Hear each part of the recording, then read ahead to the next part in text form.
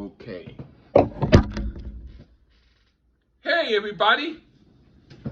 This is Hi Charles, and a show. So, hi, Charles. How are you doing?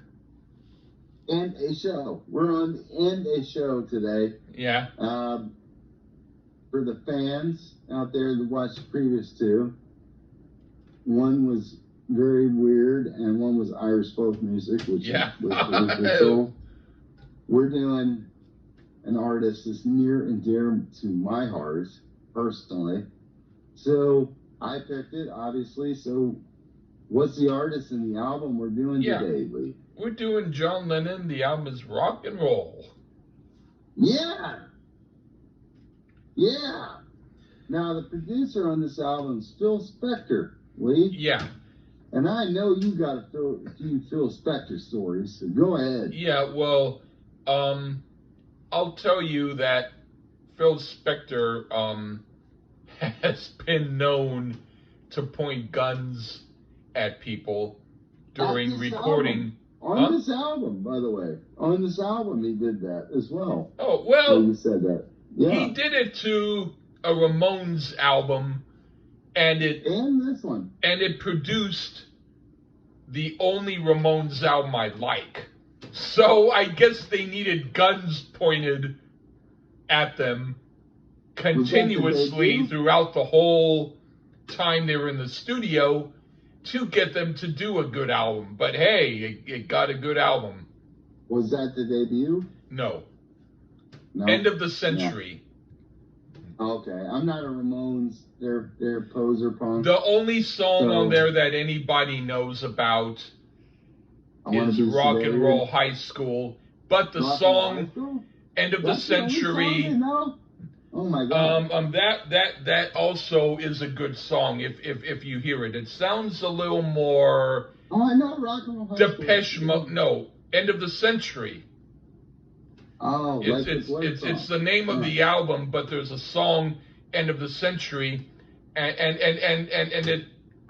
it's kind of like Depeche Mode, sort of, but better, more like a heavy Iron Butterfly, intense feedback, 80s pop thing, which sounds like turkey with dressing and ambrosia and cherries.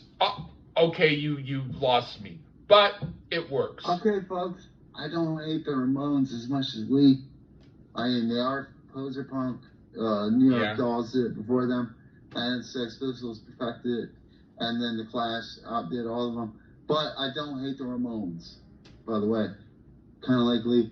But, Phil Spector, I mean, he was known as, he did a horrible Beatles album called Let It Be. Right. Which there was good songs. He just did a really bad job producing it. He kind of redeemed himself. I do like George Harrison, All Things Must Pass. Yeah. What do you think about that album? That one, I do like visiting a neighbor when I was about 6 or so when it came out, and he had a major good stereo system, and he played it for me when it came out, and hearing it on a good system back in the day, it was very impressive. Yeah, and unfortunately, like our artists today were, John Lennon, the original pimp of the Beatles, so George blew his wad on that album. I agree. He probably should have strung it out over a few albums, but it's a tremendous album. And Let It Be, like the Beatles. I do like a few songs there, here and there. I think the songs are good. I don't know about the production. His work with his wife, Ronnie Spector, was good. That Wall of Sound, he had his good moments. But at this point, I mean, he did produce Imagine with John Lennon. Huh. Not sure what I think about that album as a whole. Not sure what you think about it. I haven't heard the whole thing, but I do plan on it I'm, finally one day. I'm kind of like, yeah. But yeah. But at this point, well, the reason why John Lennon did this album was because he did the first Beatles song I was aware of as a type, which Lee is going to make fun of me for. But the one I knew as a type, as a small child, was Come Together. I like that. I like it, but it was played on the radio like a normal tune. Well, like hey, kudos to them for that. But Lennon had ripped off some shit. Yeah. On a song on this collection. Which I put in my notes. Yeah. It'll be there. Because I heard But it. the guy that played Chuck Berry's songs was a guy named Morris Levy. Uh-huh.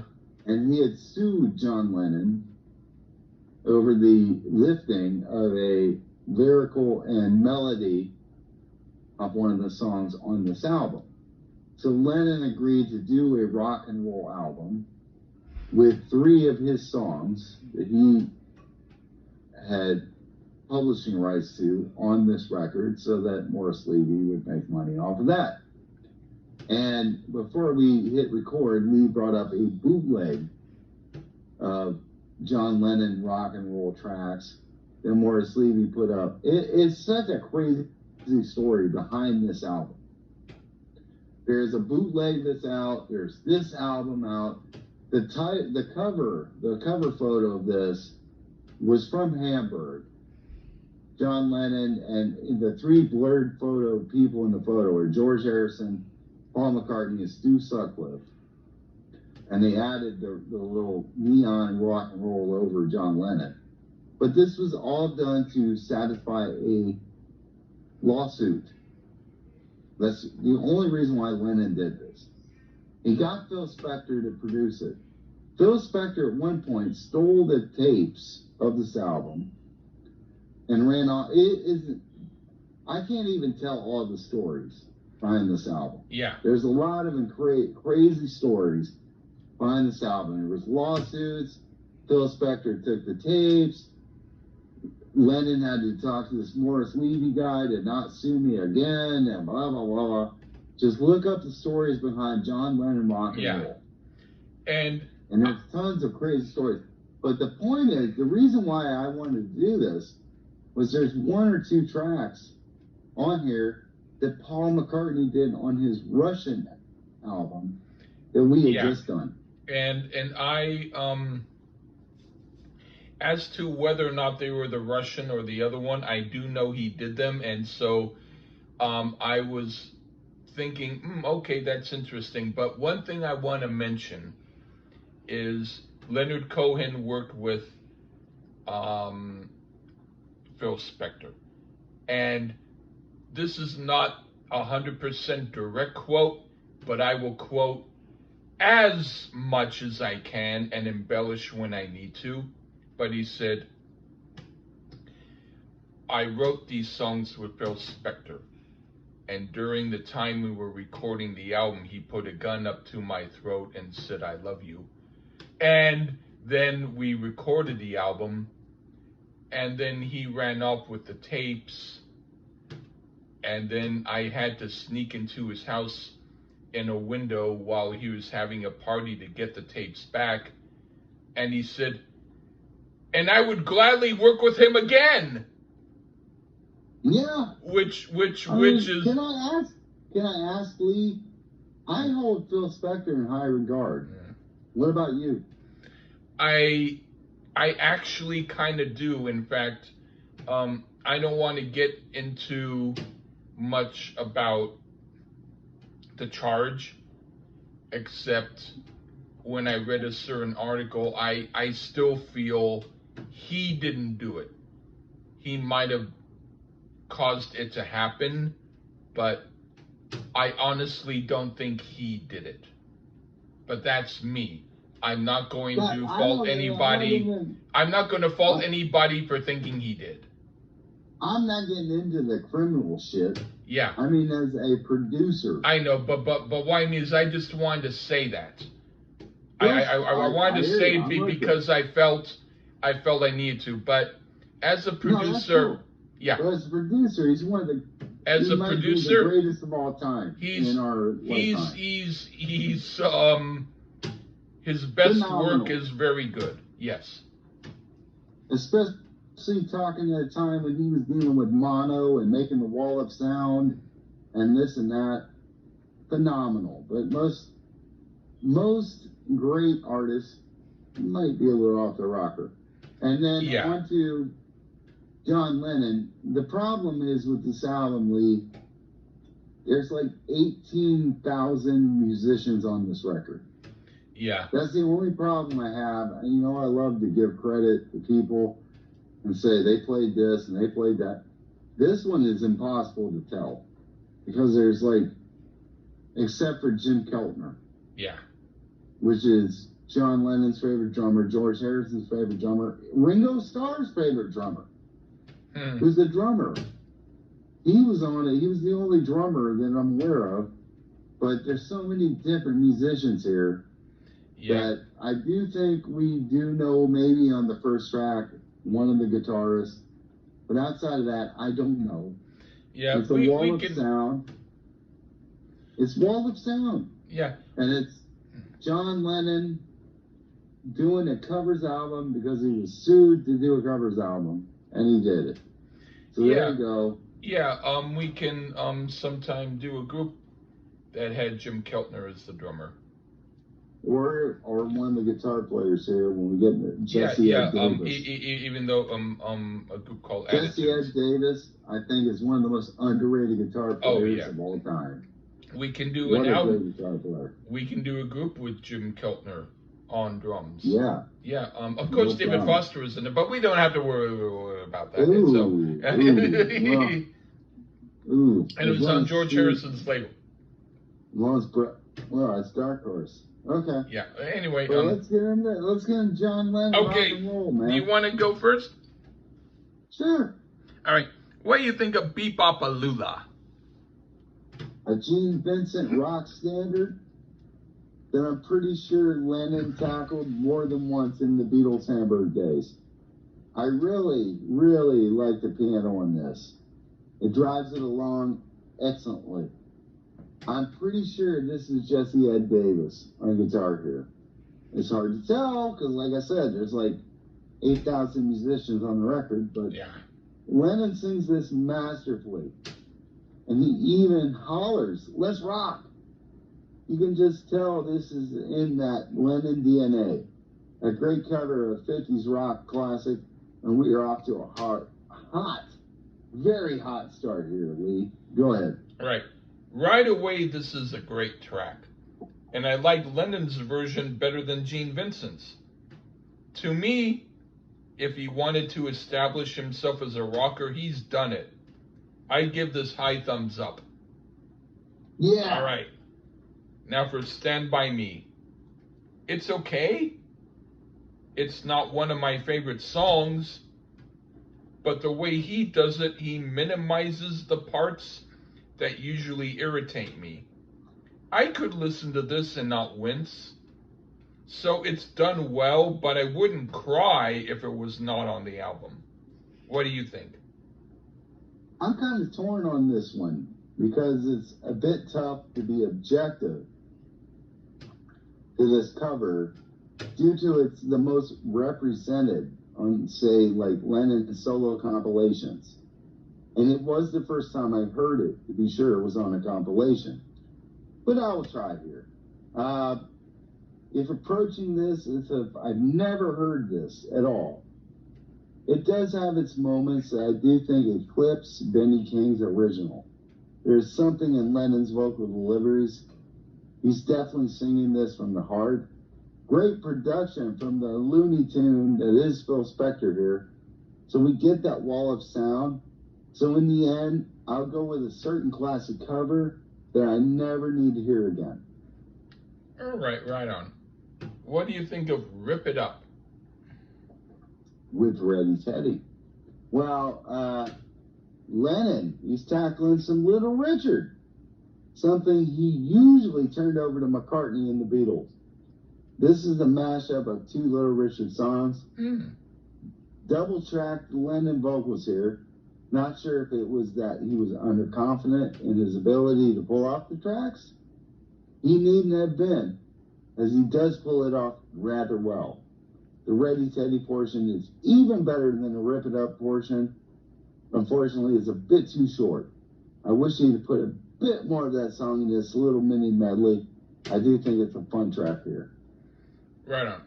I put, it's a good track. I could group to it if I was at a bar and this came on. It's pretty cool.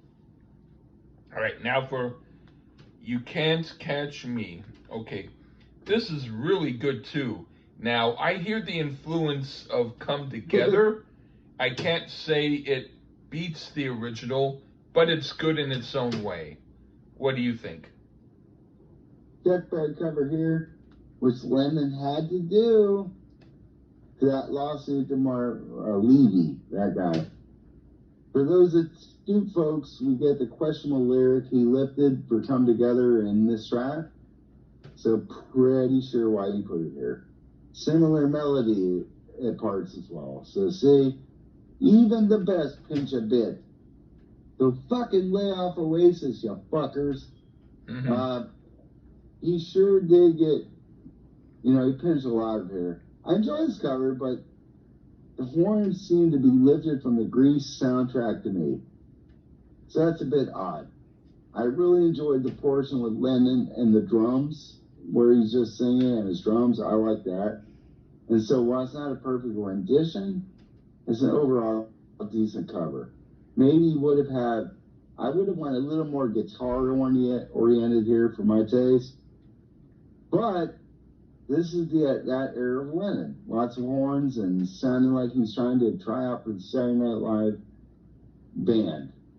But I do lean more positive than negative on this cover. So, I mean, I do like it more than I don't, but go with Come Together. Right. What do you think of Ain't That a Shame? Well, not long ago, me and Lee reviewed a McCartney version of this track. And while we do get some similarities to that Fat Domino's version, Lennon changed up the tempo quite a bit in the chorus. And it's got a bit more swagger to it because of it. So being that Paul and John covered this song, I'm going to guess they were both fans of the song. Stylistically, I enjoy this a bit more than McCartney's, who was more straightforward. This one changed it up a bit. And Lennon's vocals were excellent on this. I enjoyed it. Right on. It's a nice, somewhat different take on this song. Enjoyable. I could listen to this or the original and like them equally for different reasons. Okay. Yeah. Now for Do You Want to Dance? I don't like the song much, but even though the type of music arrangement they put is not usually my type of music, it does work for this song. I'll still call it filler, but I don't hate it. What do you think? Oddly, even though my notes are going to say different, I don't disagree too much. This song was originally done by a singer named Bobby Freeman. Yeah. But I'm assuming that it was Cliff Richard's In the Shadows, which we did review on Lee Gerson's show a long time ago. By the way. Yeah, you with Cliff. Your memory. Yeah. I'm thinking that's probably known better by Lennon at the time. But hell, being he was from Liverpool and a lot of American records were imported into the city by sailors, I could be wrong. So I don't know. Maybe he knew the Bobby Freeman version over Cliff Richard. I don't know. He did slow the tempo a tad bit here. Oh, by the way, the Ramones also cover this as well. I never want to hear it. Yeah, well, you don't need to. And Lennon's version is nothing like those versions. This is almost a bit of a reggae feel to it. It's got some prominent gang vocals on the backing, which hasn't been used at this point. I'm not a big reggae fan, but for some reason, it works for me a bit. I think it matches the lyrical themes quite a bit here. Interesting choice. Not too bad here. So I'll go with Do You Want to Dance on a Positive Note. All right. What do you think of Sweet Little 16? Chuck Berry track. And so Lennon, he had to do 3 of the leady songs that he owned. And I think this was one of them. So he was obliged to cover. And astute Beatle fans know this is another cover the Beatles did quite a bit in the old days. It's on live at the BBC, version 1, which I keep telling Lee to listen to. Yeah. This cover is nothing like the more straightforward cover the Beatles did. Again, prominent horns all over this. Phil Spector, his production's right here. Wall of Sound. Lennon almost hollers this one through more than sings it. It almost sounds the most live to my ears to tape than everything we've heard. And like I hear this be performed live, and it'd probably been cool. I enjoyed it quite a bit. So what do you think about Sweet Little 16? This is too slow for me. I like how he sings it, but it's not one of the better tracks on account of the pace. Speed it up a bit and then it would be better. Okay. I got you. I'll send it 10 minutes after we do this. Okay. Anyway, next song, Slipping and Sliding. This is a fun track. I could imagine hearing this in an amusement park with a retro 50s band playing it and doing it well. I like it. What do you think? We've got 2 Little Richard covers now by John Lennon. Wow.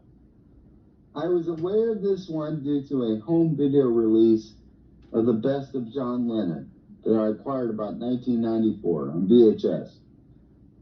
They had a live in-studio version of this and Stand By Me. One of the best covers on the album to my ears. Loved it the first time I heard it, and no different here. This is one of the stronger Lennon vocal performances and a great document of how much Lennon's voice had improved over the years. Outstanding version of this song. All right. What do you think of Peggy Sue? Not a huge shock that Lennon would do a Buddy Holly track, as both he and McCartney were influenced and loved them some Buddy Holly. To be honest, until it kicks in with the great guitar solo section, it didn't quite catch my attention as the rest. Just something that doesn't work for me in comparison to the other covers here. And I really don't like the abrupt ending. I think it sounds like Bruce Springsteen trying to do Buddy Holly. Just a miss for me, unfortunately. Okay, I never really thought this song was anything great. And I don't change my mind with this version either. But the guitar work on the second half is good. So I'll say I like that. All right. Now for Bring It On Home. What I said about the last song could be said about this one too, except this one doesn't have an interesting guitar part to make it better. I'll pass. What do you think? A mashup of Sam Cooke and Little Richard. Interesting. This was another one that McCartney had on the Russian album. Huh. Lennon has a bit more of an up-tempo feel to it, and I thought Lennon does it pretty damn fine here. I also enjoy the addition of the Little Richard song. Makes a little medley. Lennon's singing is marvelous on this track, and I think the Spector treatment works great on this track, so I enjoyed it. Yeah, I like the McCartney better, but anyway. All right. But what do you think of Boney Maroney? A Larry Williams number, which the Beatles covered a couple of his over the years. Dizzy Miss Lizzy is one for sure. This one has a lot of swag to it, even a bit of sexy here, I'd say. And Lennon pulls it off effortlessly, which is, for me, one of the reasons I go a bit more Lennon than McCartney in that great debate of all time, Lennon versus McCartney. Authenticity. Lennon exudes it here. It wasn't even hard for him to pull off. It's just a natural to him. Another excellent cover here. One of the sleepers. All right, I put. Now, this is a song that actually benefits from being slower. The song itself is not much, and it never was really my cup of tea, but at least it's okay here, and I don't mind it. Okay. Yeah. Now for Ya Ya. Okay. I like this a lot. Better than the original, which I don't mind. This is one of the better tracks on the album. I quite enjoyed it. What do you think? Oh, man. Really? Yeah. More than likely added as part of the lawsuit settlement to that Morris Levy guy who had a songwriting credit on the track. Yeah. Musically, it's okay for sure, but we hit a snag here for me. I don't know. Man, it's just a lame song to me. And Lennon did sure try to do something with it, but it just really does nothing for me. I think it's a poor song, so even the greats can't polish a turd. And that's what this is, unfortunately, a turd. All right, well, what do you think of Just Because? Well, we go out with a slow down, slow dance track. Again, while it's well sung, seems a bit of a miss again, unfortunately. I see what he was going for here, but something about the song itself doesn't do much for me. Not so much for the performance. I mean, he did his thing. The band did that, whatever. He gives it his all. And it's well sung. The band's good. And it's not as crappy as Ya Ya, but it just doesn't seem needed. End this album with Boney Maroney, it would have been good enough for this guy here. But overall, definitely the album is worth a listen, I'd say. And overall, I'd stack it above McCartney's Russian album and about on par with Paul McCartney's Run Devil Run. Oh, Run Devil Run is much better. But anyway, okay. Anyway, about this, I'd say on par. Yeah, on par. I think McCartney's is way better. Anyway, Just Because. Okay, the original is bearable, not great. This doesn't make it a great song, but I do like the arrangement somewhat, so it's an okay closing track. Yeah. Yeah, but we did John Lennon rock and roll. Yeah. Not bad. So we basically agreed, maybe a track or two different. Yeah, 5 or 6, but that's okay. 5 or 6? All right, I don't know. I was listening and paying attention. Yeah. You're the pay attention guy.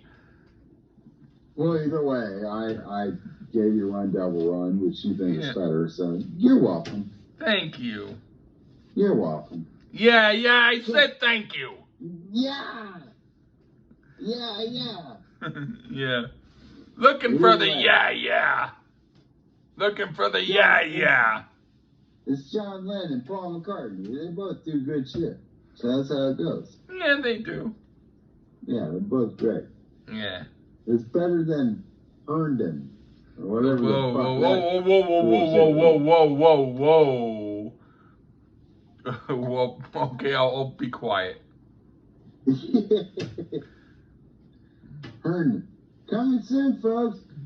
Beach Boys Christmas. Yeah, that one I'll like. You may. I may not.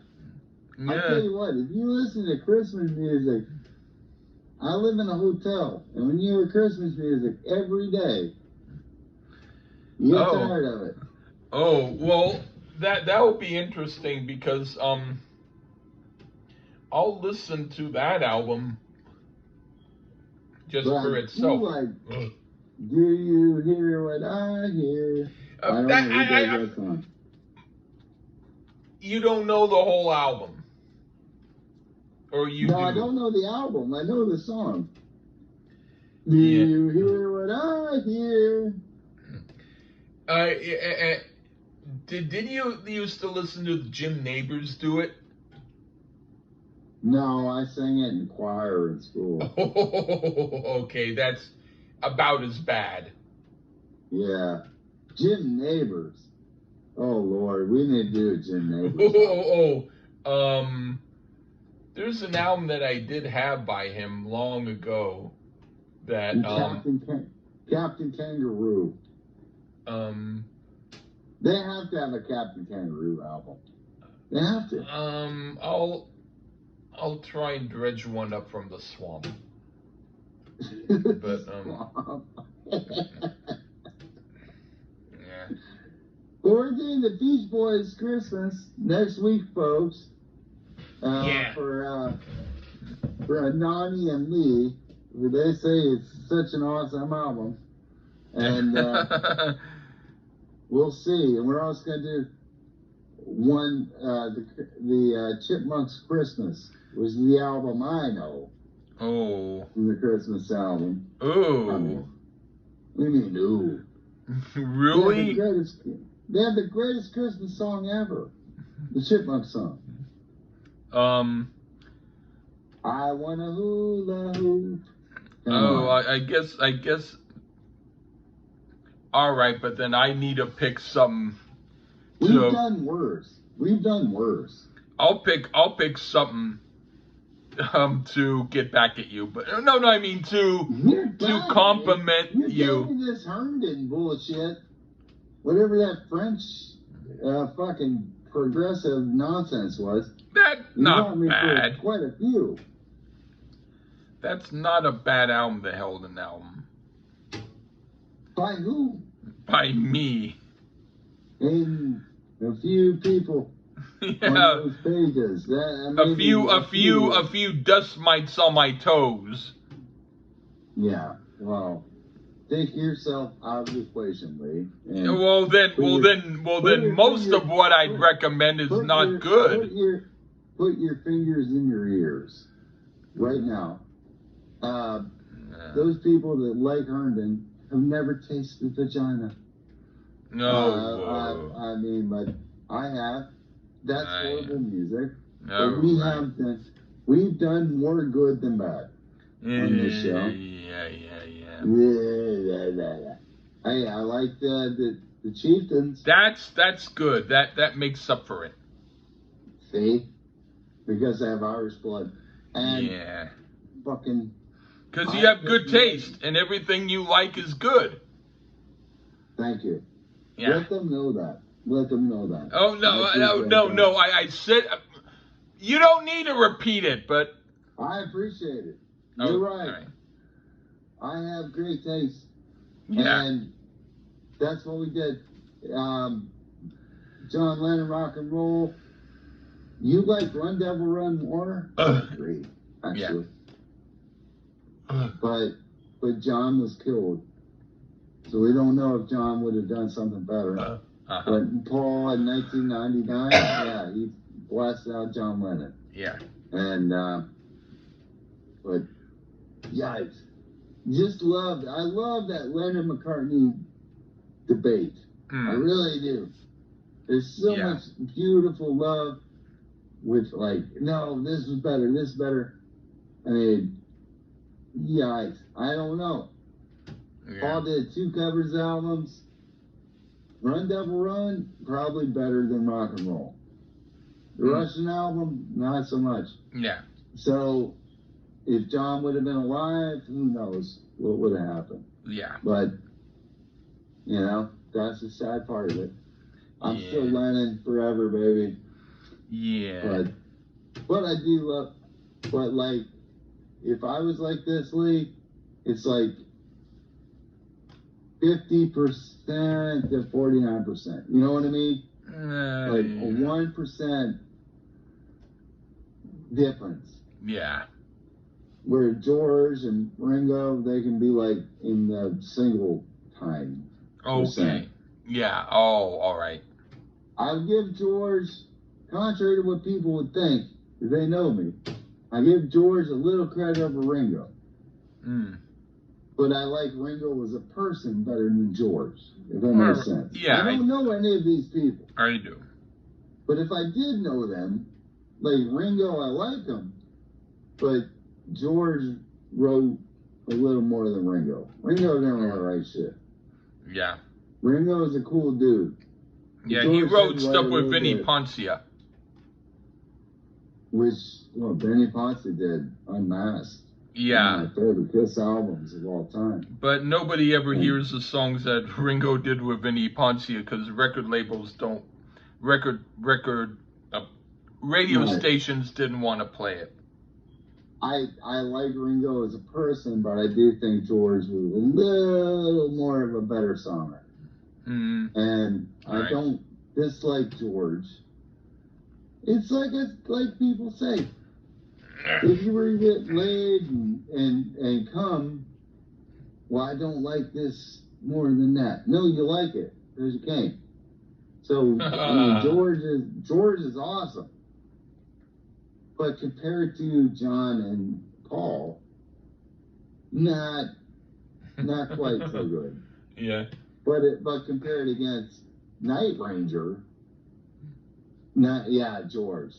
I'll take him all day. Yeah. But Ringo didn't write a lot of songs. He just took songs from the other guys. Yeah. I do like Ringo a lot, but he didn't write a lot of songs. And he took songs from the other Beatles guys, and that's cool because he's Ringo, and I love them all. Yeah, I could find. But I prefer John over Paul. Yeah. Personally. Yeah. I don't know about you. Yeah, I could find an album that would make you very bored. But to be fair, in the Beatles, I do think Paul had a better solo career. I do. Yeah. Van Morrison did a bunch of songs for his label Bang in order to get out of the contract because he had to do like 36 songs. So he did like about 36 of them that were like 2 minutes or less.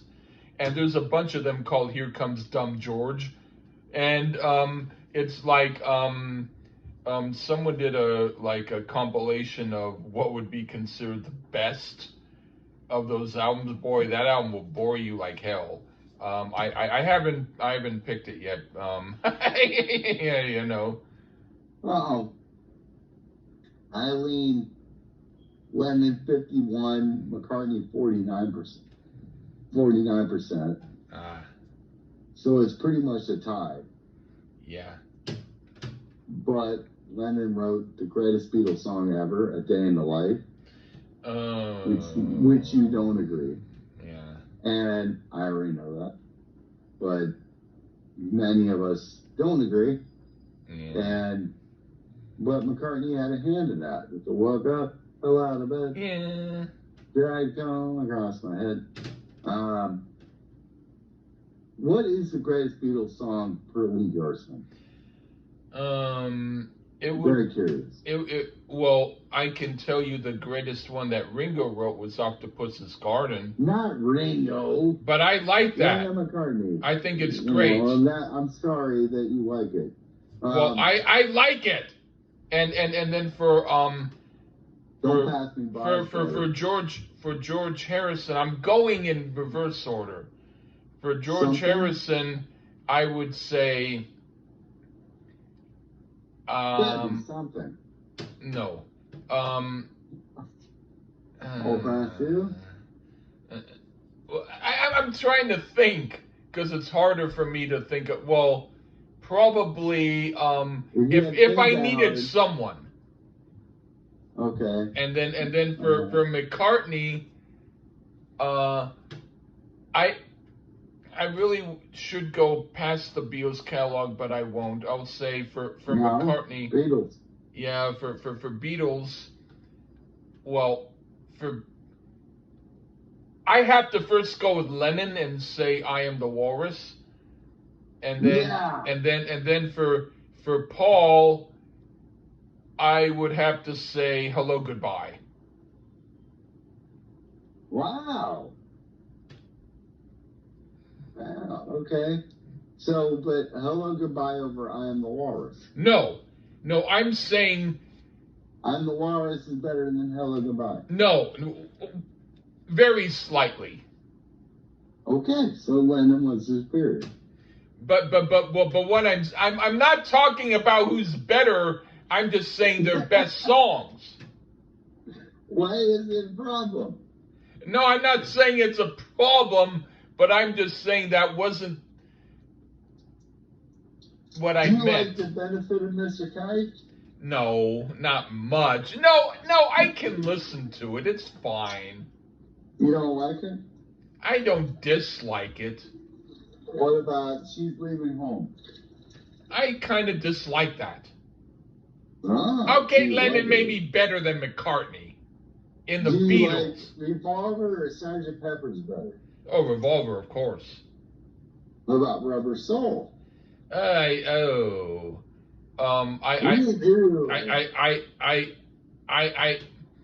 at least with Sgt. Pepper, there's an excuse as to why it's the way it is. With Rubber Soul, there's no excuse. It's folk music. Yeah, but it's not like the Clancy Brothers. So with Tommy Makem, you want me to have to pick out a Clancy Brothers and Tommy Makem album? See, you don't like Rubber Soul that much. But you like Revolver. Yes.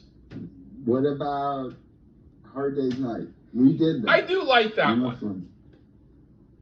The best of the early Beatles. Yes. What about Beatles for Sale? I haven't really heard the whole album, but I do like what I heard. The White Album. I like some of it. I think some of it sounds kind of like rehearsal time, but half of it's good. Abbey Road. Oh, that one's really good. Yeah. Oh yeah. It's hard to pick between Abbey Road, White Album. No, Abbey Road's better than the White Album. What? You didn't grow up with them. I didn't have to. I did. I was one when I first heard them. Just listen to it objectively. But either way. I have listened to it objectively. Even though, either way. Objectively, they were the best band when I was one. You liked Run Double Run better than John Lennon Rock and Roll. Yeah. Paul McCartney Russian album after John Lennon Rock and Roll. I think so. Yeah. To be fair. Yeah. But I sent you a sweet little 16 by the Beatles on your private messenger. Okay. Goody. But other than that, thanks, folks. Okay. Enjoy your holiday. All right. And yeah. Yeah, all right. John Lennon, baby. All right. Take care, everyone. Bye-bye.